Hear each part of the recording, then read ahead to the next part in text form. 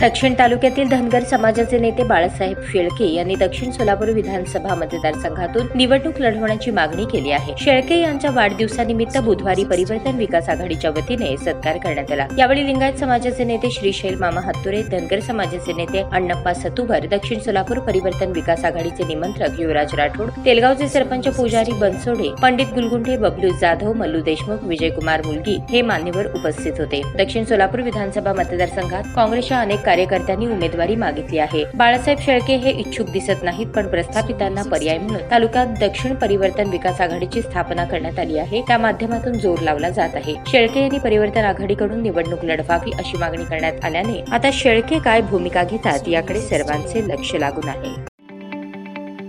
ताज्या बातम्या पाहण्यासाठी प्राईम महाराष्ट्र न्यूज चॅनलला सबस्क्राईब करा।